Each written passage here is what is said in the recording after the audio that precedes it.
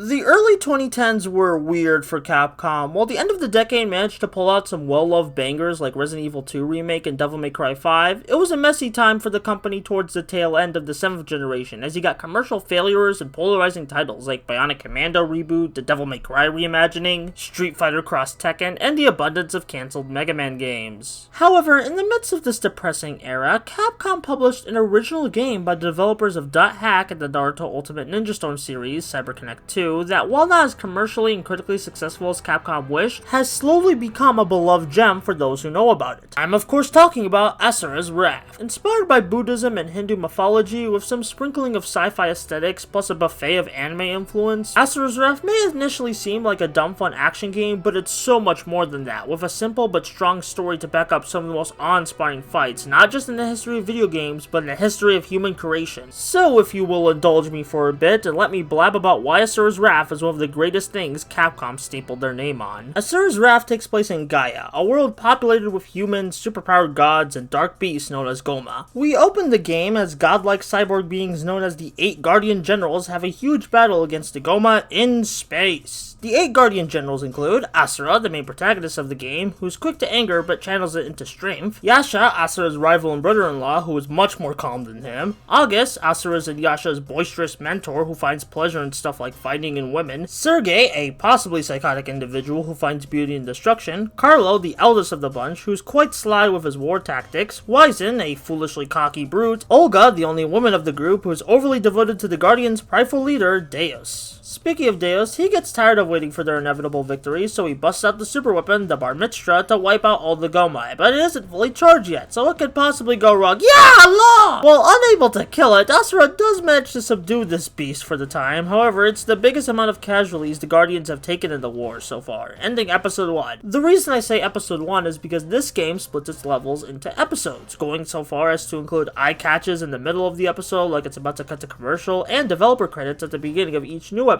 There's even next time segments to get you hyped to play more of the game, which is really effective at times. Like you think you're done for today, but then you see a crazy set piece in the preview and you might just go one more level. Stuff like this is why I can see people call this game a playable anime, but put a pin in that statement for now, I'll get back to it soon. In episode 2, Asura returns from battle to his wife Durga and his daughter Mithra, but he can't chill with them for long as the Emperor has summoned him to the throne room. But instead of getting a brand new Xbox or Coochie, Asura gets framed for the Emperor's murder by the other Guardians, who then proceed to kill his wife, kidnap Mithra due to her power, and kill Asura. But episode 3 is Asura channeling his anger to escape the limbo of life and death itself. I love how the visual of this location is shown to be this huge pillar that someone only with enough strength and motivation like Asura can successfully climb, and even when he does successfully climb it and manage to make it back to the world of the living, 12,000 years have passed to show the huge amount of time and work coming back to life takes. This episode's gameplay is set in flashbacks as Asura tries to remember what he's fighting for, which is a good place to stop the story recap and talk about the brilliance of Asura's Wrath's gameplay. Asura's Wrath's combat has a light attack button, a heavy attack button, and a shooting button with a jump button to help you dodge and dash. While it's not as polished compared to your Devil May Cry's or Platinum games with not much variety in combos, it's still super fun to go unga bunga on your enemies as you build your burst gauge to get to the next sequence. However, there is another major aspect of the gameplay that I have yet to mention. Remember the playable anime thing I said earlier? Well, Asura's Wrath has gotten the reputation of that through its quick-time event sequences, which I feel is a very misunderstood and wrongfully critiqued part of the game. Now, I get that the late 2000s and early 2010s had some truly unnecessary quick-time events in video games, so at the time, seeing a game where a lot of quick-time events are featured might have turned people off from Asura's Wrath. However, I think the quick-time events in Asura's Wrath are actually smartly designed. For one, there's button prompts to deal more damage to enemies during the main gameplay sequences, so the player's already used to it, and secondly, the actions are often tied to the buttons they're used in the base gameplay. You have to flex or scream, you always use the control sticks. Need to do a bunch of rapid attacks, you always mash the light attack button. Want to deal one heavy punch? Heavy attack button, baby. The consistency of the button prompts helps immerse me as the character of Asura and makes me feel like I truly did these crazy feats. I also vastly dislike the statement that Asura's Wrath is a better movie than game. I feel way more fulfilled playing the game than watching the cutscenes online like most people suggest. You don't just get the same adrenaline-raising experience Asura Asura's Wrath offered by just watching it secondhand. It helps that the game's story is insanely creative and well written, but we'll see more of it as we go on. Speaking of the story, episode 4 has Asura meeting with Wyzen again, who explains that the 7 deities have become even stronger through Mithra and sacrificing human souls that worship them, and saying Asura is not happy about these developments would be a vast understatement, as the two battle in episode 5. Throughout the battle, Wyzen gets bigger and bigger, even becoming as big as the Earth itself. His mere finger causes shockwaves around the planet, and even when Asura defeats him, he does not get out of the battle unscathed, as he loses his arms in the process. Episode 6 has the armless Asura fight Yasha, which is a tricky fight, as without your arms, Asura is weakened, meaning you have to do more dodging and hit the boss at just the right time instead of going all unga bunga. However, your efforts are not rewarded as Asura dies again, which ends part 1 of the story, accurately titled Suffering. Episode 7 has Asura once again climbing out of limbo as he has a flashback to his time with the deities, which shows what makes Asura different from his compatriots, as while the deities either fight for a mysterious grand purpose or because they enjoy it to an extreme degree, Asura fights for a more grounded purpose, his family. This is shown in a really wholesome scene where Asura tries to cheer up a baby Mithra. Episode 8 has Asura revive again after 500 years since his encounter with Yasha, as he wakes up in a village that worships the deities and puts blind faith into them to the point where they're willing to die for them, minus this one girl who looks like Mithra. Episode 9 is yet another boss battle where Asura destroys Carlo and his fleet. But this was another exhausting effort, so episode 10 is a break from all the action as Asura recovers in a hot springs episode. I am not kidding, in the middle of this dramatic storyline of revenge, Asura and the next boss, August, rest up in a hot spring to drink alcohol and flirt with cute girls, which was supposedly added to show more sides to Asura's personality than just his infamous rage. Now, to be honest, I usually don't find these anime tropes appealing, but I actually thought this was well done. Not only is the episode like the rest of the game, where it takes everything to the over-the-top extreme, making the scenario funny, but it also expanded on the student-mentor relationship of Asura and August to prepare us for the grand battle between the two in the next episode. And what an episode it was, because episode 11 is one of the greatest boss battles in video game history. Asura's one last climactic battle with August on the freaking moon, and it's a sight to behold, which is topped off with an amazing climax where August finally uses his sword to stab through Asura and the Earth itself. Luckily, our buddy's Raph manages to win in the end. However, things go wrong again in episode 12 as the girl and her village all get nuked by Olga's forces, which sends Asura into brand new levels of rage to transform into the beautifully horrifying Berserker Asura, which ends part 2 of the story, Rebuff. Episode 13 has Olga using the deadly bar mitzvah weapon to take out Asura, but Yasha isn't happy with this since he thinks it's a waste of souls for their grand plan, so he betrays the deities to stop the weapon. This and the next few episodes is the player controlling Yasha, who is a bit different than Asura, focusing on speed over power, but ultimately controls the same at him. As for episode 14, Yasha, under the supervision of Sergei, go to Earth for the Goma hunt, where Yasha only now realizes that his slaughter of lives is a horrific act. Though in his defense, he has been in space for most of his tenure as a deity, so he wasn't aware of the full extent of his actions, so Asura then comes in and rips Sergei in half, who with his last words reveal that he was the one who killed Asura's wife. Yeah, he's not possibly psychotic, he is psychotic. Episode 15 has you control Yasha as you fight Asura's Berserker form to make him less angry, and once Yasha does that, he and later Asura decide to tackle Deus directly in hopes of stopping his plans, which lead to the 1-2 punch of episodes 16 and 17, and as much as I like these chapters, they can feel a bit bloated at times. Like, it's all super cool and stylish, but it feels a bit padded, and at this point I was ready to wrap things up, which luckily episode 18 does kinda, sorta, we'll get to it. With Deus defeated, the big enemy from the first episode of the game comes back stronger than ever. With the help of Mithra's prayers, Asura and Yasha team up to defeat the evil once and for all in a grand finale that takes us to the core of the Earth. A good old climactic beatdown to end a climactic game. Unless you get a high enough ranking in a few levels, because then Asura's Wrath ends on a cliffhanger. Now this would be fine, especially since it's a reward for doing well in the game. However, this isn't for a sequel cliffhanger.